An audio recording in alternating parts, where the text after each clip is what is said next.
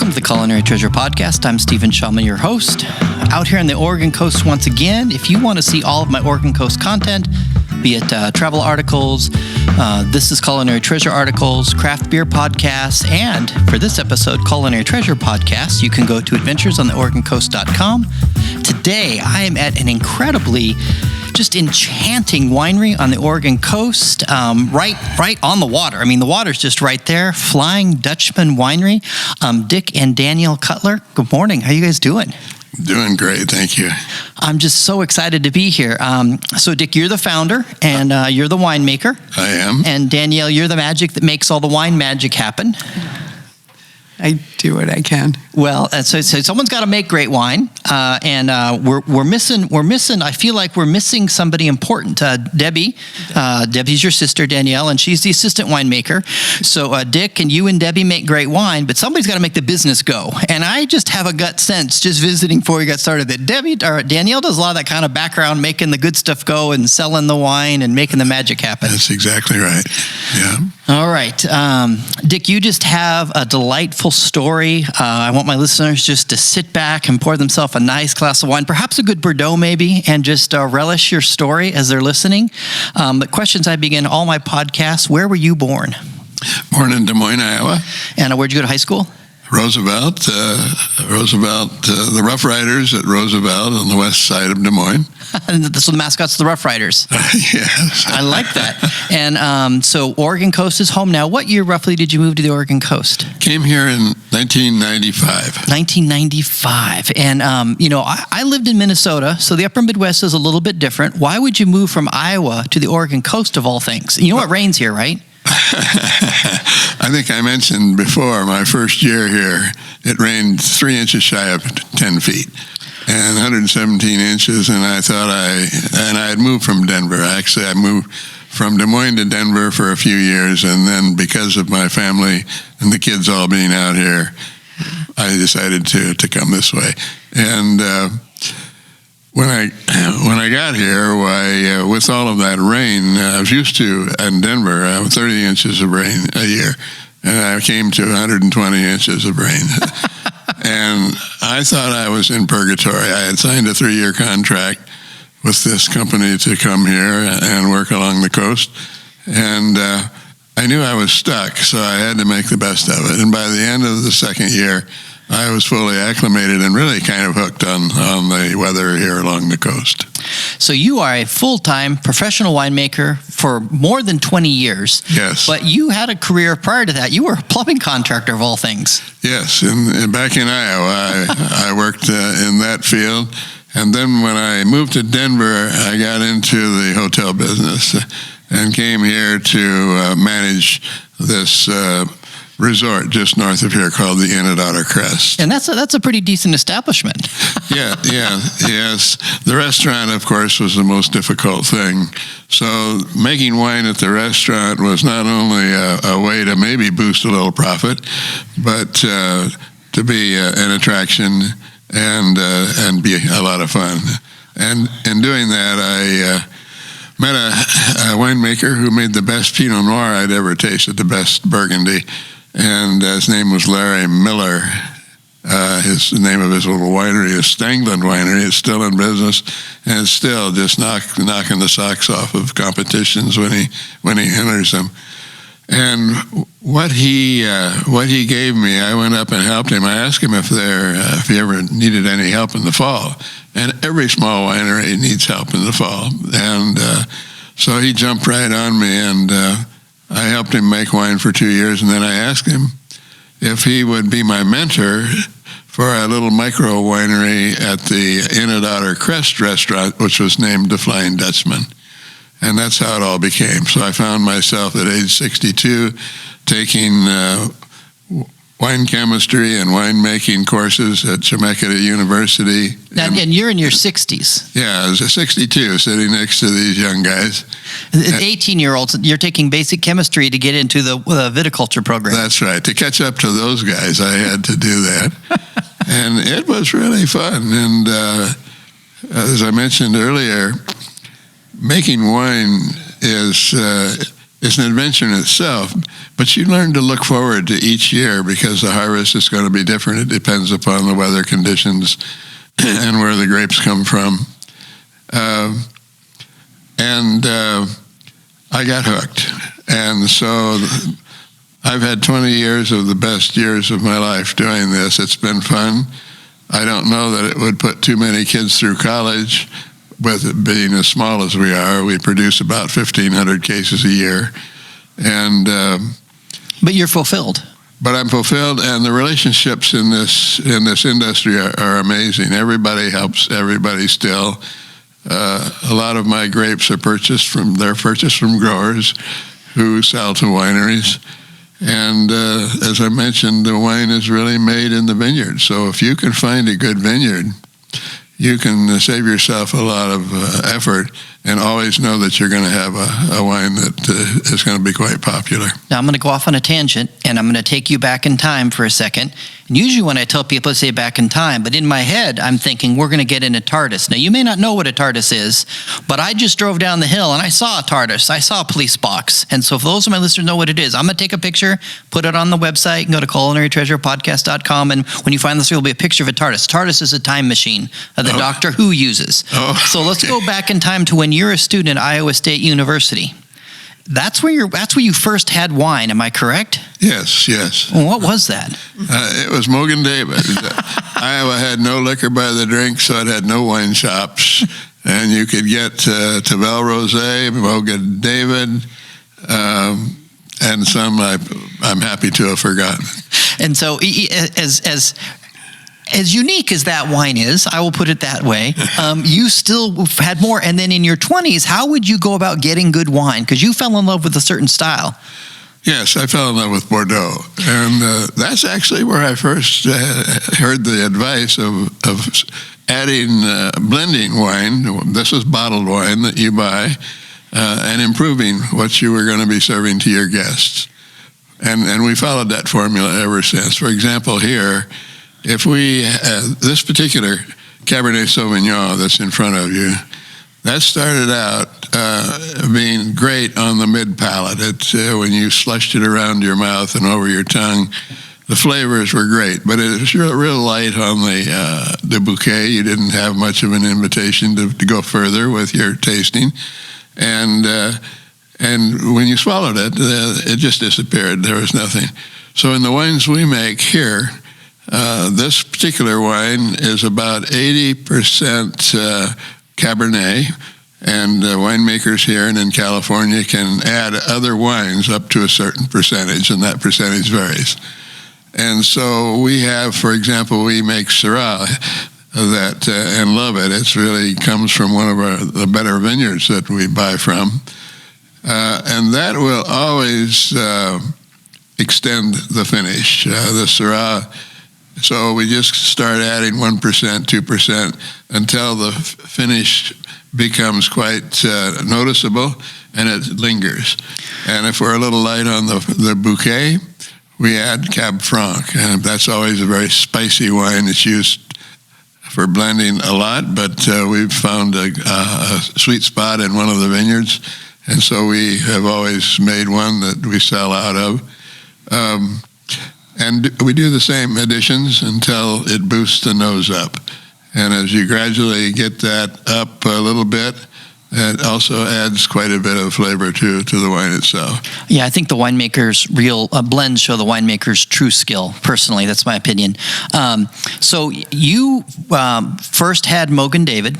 Then you fell in love with Bordeaux, and you would have to sneak out of Iowa under cover of darkness. And where would you go get wine? Tell me that story. We'd drive to Chicago, the state next to ours, and I was introduced by a fellow who had a hotel in Des Moines, and he would actually go over and buy all of his wine that he would sell there. And it was not sold on top of the table; it was under the table, but he used it in his banquets. And so I got to know the fellow that owned the wholesale place. We became friends, and I started buying directly from him. My wife and I in the 60s ended up going to the Burgundy region of France and the Loire Valley, and he lined us up to stay in two of the French wineries that were there. And you had no idea that roughly 30, 40 years later, you'd be a professional full-time winemaker, did you? Well, I knew that I would be a professional full-time wine drinker, but I didn't know about making it. So, Danielle, where were you born? Des Moines, Iowa. Des Moines, Iowa. And where'd you go to high school? Teddy Roosevelt there in Des Moines. So you got to get right on the mic when you. I went to the same high school as my dad, Theodore Roosevelt High School in Des Moines. We in fact had one teacher in common. And then you were what? You're in college when you first visited the Oregon coast. You came out here camping? Yes, I used to like to come over and camp at the Oregon coast for my holidays. And that first trip, do you remember where it was at? That first time you came? Well, I'm trying to remember. I think we went down near Florence and camped. And then in 1995, you moved out to Oregon, to the Oregon coast. And what brought you out here? Well, I was living in Washington State, and my dad took a job here on the Oregon coast, and so I came down to work at the inn at Otter on a seasonal basis to be near Dad and make some money. And where in Washington were you? I lived in Seattle. Oh, Seattle. Oh, so you escaped Seattle. That's a good thing to escape from. No, I'm just kidding. No offense to our good friends in Seattle. And does Oregon coast feel like home now? Oh, yeah. Yeah. So Dick, you opened the winery in 1997, but prior to that, a year or two prior to that, you'd started making wine, and you became a winemaker in your 60s. Yes. Did anybody think you were crazy or out of your mind? No, because once you join the aficionados, I guess you'd call them, these are all kind of pioneers out here making wine, and I came in 20 years ago or better. And so that was fun for me. And it was nifty to meet the people who had come up by trial and error, discovered that this was one of the hot spots in the world for different kinds of wine, particularly Pinot Noir. So the wine community embraced you, but did you have any family or friends that are like, what, you're going to make wine in your 60s? Anybody kind of give you grief that way? They didn't, because it was kind of an experiment at the restaurant. And we would crush the Chardonnay, for example, with an old hand crusher that I borrowed. And by crushing, I mean squeezing the juice out of it, and right out in the front yard of the restaurant so people could watch it. And then people started making reservations to come out during the winemaking period. And you put the barrels in an old cooler. Yeah, the red barrels we would go up to Stengman Winery and use their fermenters. But once it was ready to go into the barrels, we would put those right in the restaurant. And then we would taste out of them for a while, and then we would bottle them. Well, I just want to affirm you having the courage to say, I'm going to start making wine in my 60s. And then the next leap of insanity is I'm going to open a winery. But before we talk about this amazing space we're sitting in right now, so Danielle, you did tours at the inn at Otter for Flying Dutchman Winery. What did those tours mean? That was like a 2-minute tour or what? Well, it was, I invented them. I made a collage of photos of us doing the crush parties, and I had our little tiny crusher destemmer and our little tiny press, and I'd talk with people about the grapes. We had pictures of the vineyards, show them the equipment, talk about the process. We'd go look in the window into the barrel room, and then we would go sit down and taste wine. And discovered pretty quickly that I could sell a lot of wine on that basis. And so I love that so much. We quickly sold out of our tiny first vintage, which, by the way, we got a bronze medal at the State Fair on our initial Pinot Noir, which just egged us on immensely. And so we sold other people's wines until we could have another vintage of our own there in the very beginning. Now, you said crush. I've seen some pictures, like it looks like in the backyard or out in the front here. Yes. Where you're doing crush, and there's a building and crush going on, and the ocean is right there. Is that are those stage photos? Is that real? No, it's right out in the back here, and The machine you see, the red machine, that's what is called a destemmer. When we say crush, that's a misnomer. We really don't want to when we want to ferment the red wines, particularly. We want to pull the stems out of them without doing much damage to the skins. So the skins kind of protect the seeds, which tend to, if they're overly exposed, create a harsher wine. It takes longer time in the barrel for it to settle down. I just, one of my newer forays into, my whole content creation world and being a culinary storyteller is film. And I'm tempted to come out this fall for Crush because I think film footage of you and the ocean and the crush. I mean, I don't think very many people get to do their crush with the ocean right there. I mean, very few people. I mean, I've been in a lot of industrial places they do crush and they're making great wine, but it's kind of ugly facility.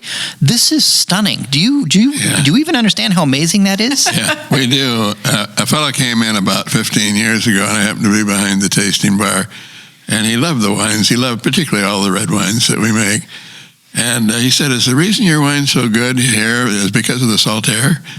And I thought for a moment, and I said, "Well, yes, that's exactly the reason." Good answer. Good answer. Well, answer. He gave us everybody wants to stand aside from the group, and he gave us a marketing tool that's just been invaluable. And so I got permission from the Bureau of Alcohol, Tobacco, and Firearms to put that on the front of our label, salt air fermentation. All the other winemakers that I'd met in the meantime thought I was plumb full of everything, but it's worked. It's been a nice little moniker for us. I love that. I think that's a lot of fun. So the space we're sitting in now, you were at the Inn at Otter Crest. You'd come to this space at a coffee shop. Yeah. You need breaks from work, so you'd come here, coffee, and maybe have some ice cream or a donut, I don't know. And you got to know Dan. And one day, what did Dan tell you? Well, the place was up for lease. He had at least all these years before we came over. So he was out, and did you think, I'm going to lease it and put a winery in here? Yeah. We decided to take it easy. We had to watch the money as a leased property. But gradually, I knew that we ultimately would end up with it because everything was working. And then what did it feel like when this place opened and you had you got a going concern now in this space, that kind of transition? What did that feel like? Well, the satisfaction in making wine is what the people think of your wine. It's kind of like raising a kid. If they pat your kid on the head because they really like him, then you've done really well. And so that's a big part of it. You really don't work for the money. You got to have enough, of course, to pay your bills and provide something on top of it. But the joy of doing it has been so beneficial for me. I think of people that retired when I started here in their 60s and spent that 20 years watching TV or doing travels or doing other things, but nothing that gave them that kind of satisfaction. It's been a good ride. So, Danielle, I feel like we have a little kindred spirit as far as, loving to see businesses flourish. That's my sense. And so you went from doing tours there to seeing this incredible facility open. What did it feel like? It's open and people are coming in and the dream has come true. I bet that must have just warmed the cockles of your heart. Oh, yeah. This is, Dad and I went on a trip to Napa. Yeah. And this was when the winery was over at the Inn at Otter Crest. And on the way back, we had visited some really small wineries and some very grand, of course, Napa wineries. And we got dreaming and scheming, wouldn't it be neat to take the winery out on its own? And then timing and luck being what they were, Dan was ready to lease the place, and here we are, and happy to be here. So when I'm wearing my life story alchemist hat and I help people change their lives, I teach them the universe is pulling for you. And you don't always get what you want, but if you don't put what you want out into the universe, odds are you won't get what you want. And a lot of people don't know what they want. They really don't. And a lot of people never put it out there. And you put it out into the universe, and lo and behold, it all came together. Yeah, it did. And it was a mix of luck and timing and hard work. Yeah, and just to go from right over there is Otter Crest, and you're making wine in the restaurant, and then to get a space just down the road a Fur Piece, right here in such a beautiful spot. I don't know, it gives me goosebumps. It's just a wonderful story. Let me interrupt. We made a little of our own luck, and that was thanks to Larry Miller, my mentor, the young man at Stanklin Winery, who's, like I say, still producing incredible Pinot Noir. We tended to start with the Burgundy wines because the Pinot doesn't blend well. If you need to strengthen one part of the taste profile with Pinot, you have to do it with other Pinots. You can add maybe 2 or 3% of Syrah, but that's it before it changes its character. And so from the beginning, the early lessons from bottles at Gieding and Fromm, the outfit in Chicago that sold me those early wines and gave me that first advice, we've concentrated on taste. Everything is taste. For example, since we don't own these vineyards, and since the farthest one that produces our best Syrah is 250 miles away down south of Medford, at harvest, we make a contract or an agreement that when the sugars and the acid is at the acceptable levels, they'll harvest it. But if the grapes aren't completely ripe, and you can taste that, then that wine is going to be compromised a little bit. The danger is that it tends to start raining early in the fall. And if you get caught with rain, why then the grapes become diluted. They suck up that water. And unless there are enough drying days after that before rot starts in, or any other malady, then you've compromised your wine that way too. And so we ask that the grower send us, we know what the chemistry is. He can tell us what the sugars are and the pH and all of that. But we ask him to send us a little plastic Ziploc bag overnight, every other night. And he'll say, I'm going to harvest on October 22nd. There's a week of rain coming in after that. And so we ask him to keep sending these to us.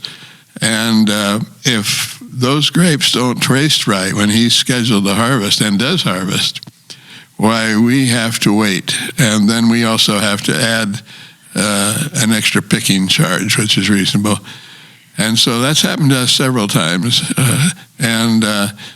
What happens is you get, like I say, a diluted wine. You can concentrate a little bit by giving it another year in the barrel, because we lose about a cup of wine a week. It goes out through the wood through evaporation. So by tasting, by making that taste acceptable before the grapes even come to our place here, and we pick up most of them, more and more as we've grown, we've had to have additional trucking help. That goes through. So we start tasting the wines about every other week when they're in the barrel after they've gone through the crush, and we also try to get as many lees as we can in the barrel in those early times. We taste them about every other week just to make sure that there's nothing going wrong with them.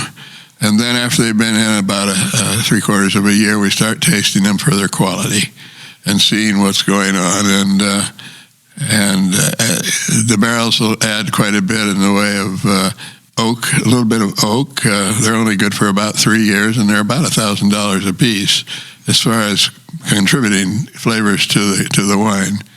So they add a little butternut, some vanilla comes in, different flavors come in. And so that's when we think that the wines become more and more complex. And if normally we would leave it in the barrel for 2 years, if it's still improving, we leave it in. And we've had wines that we've left in all the way up to 4 years. And those have always been gold medal winners or best of show winners. That is nice. So let's. So I have this is the Merlot. Is that right, Danielle? Mm-hmm. Okay, so talk to me. I'm going to drink the wine and you tell us about it. Both of you feel free to tell us about this great wine. Here's your Merlot. Well, Danny, go ahead. Oh, you're the wine. Okay. This wine, the Merlot, is about 90% Merlot. It has a little bit of Syrah in it. The other 10% is a different combination for the reasons that I mentioned earlier about balancing the taste or filling out the taste profile. And I think there's some Cab Franc in there. I'm not sure about that. But we left this in the barrel for about 4 years, I think.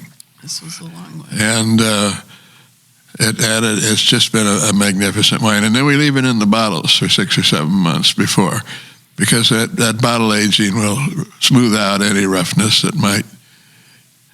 We've actually left the wine in the bottles for up to a year and a half, just to have them settle down.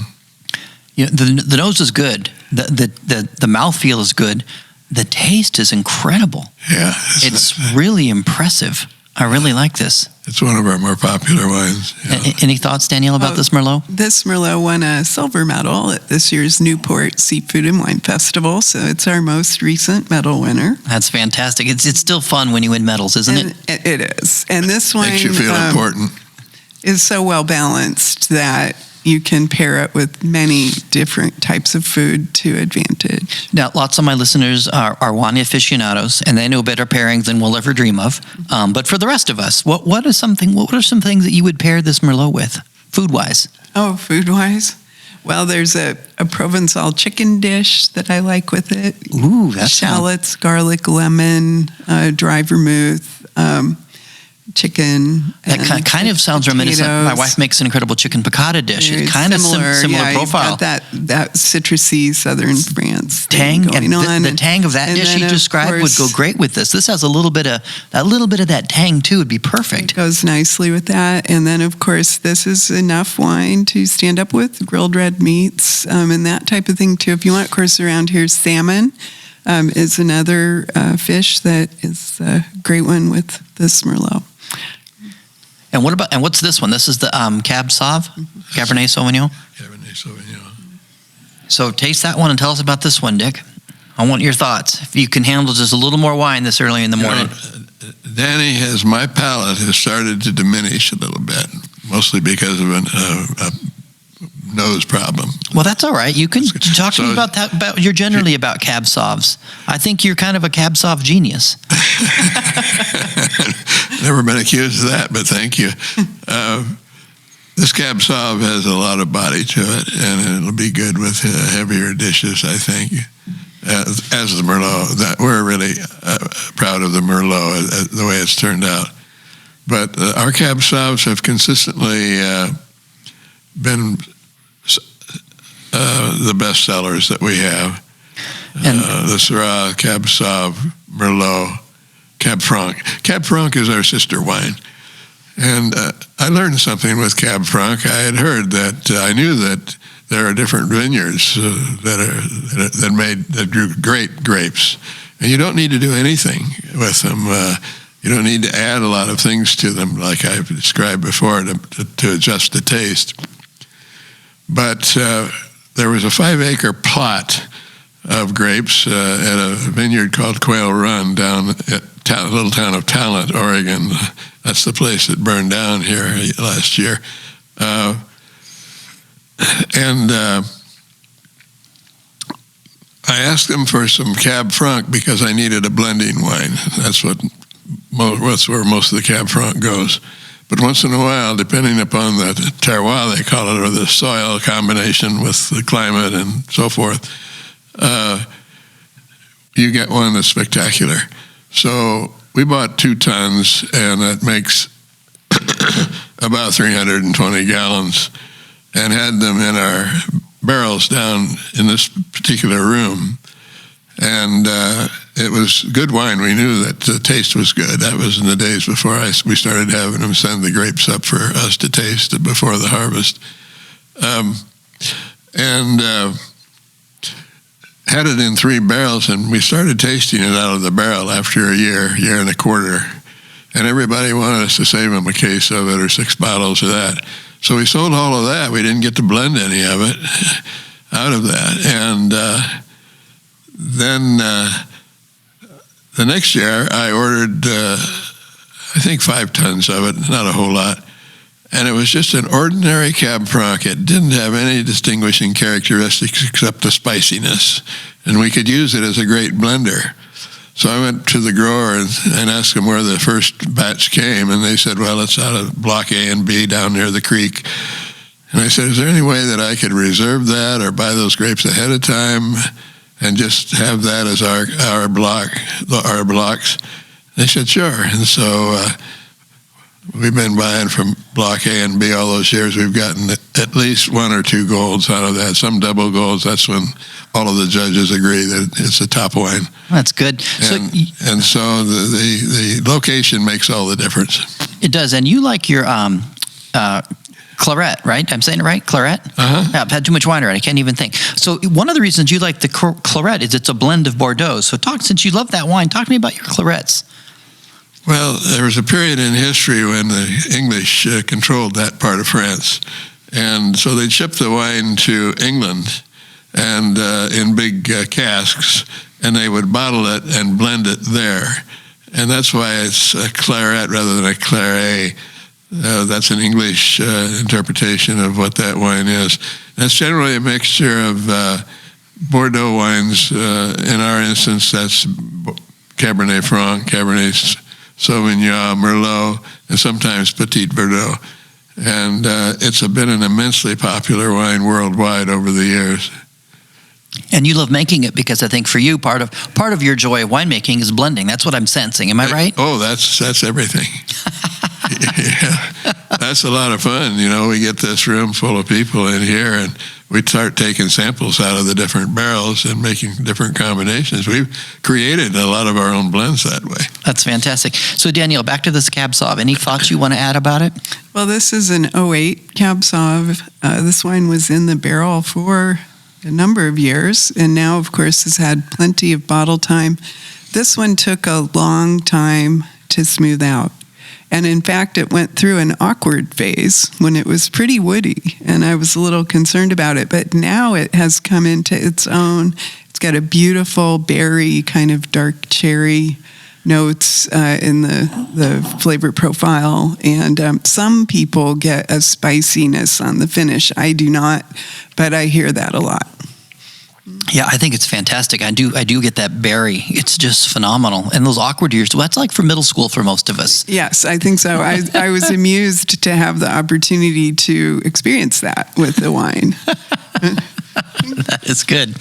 So, Danielle, now you have a wine club. People can sign up for it online, right? Is that right? Yes, that's correct. So, someone wants to go to your website. I'll put a link to your website. Well, tell us right now what it is. Okay, our website is not set up so you can sign up directly on the website, but okay. you can call us, of course, and we'll be happy to help.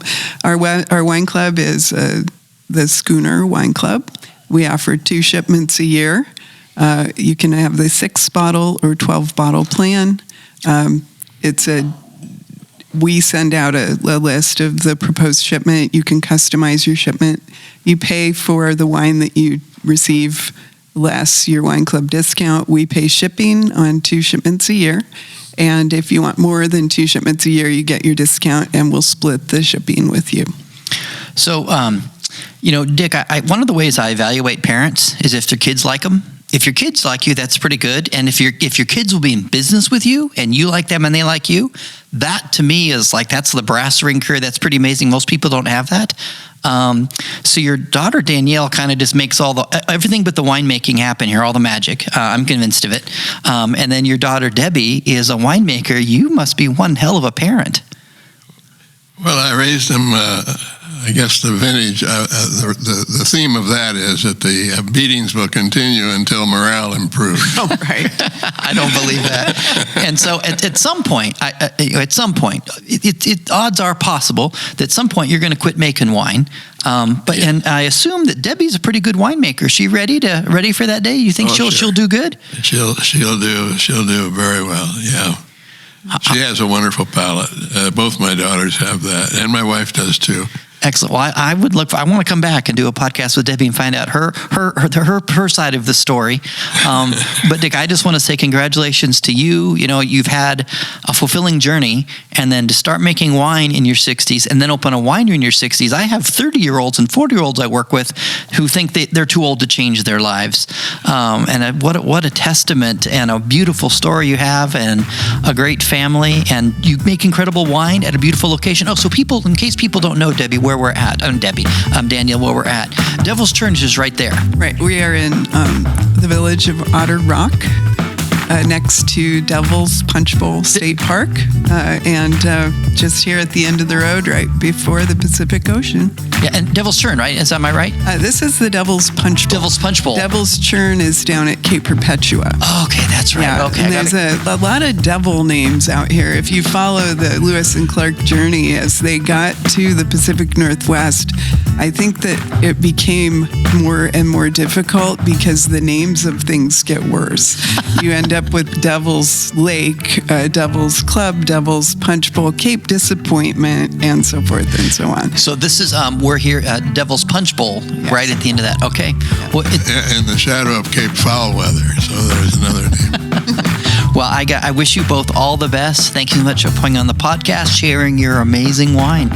Thank you, Stephen. It's a pleasure. Thank you, Stephen. Our webpage is DutchmanWinery.com. That's right. All right. Cheers, everybody.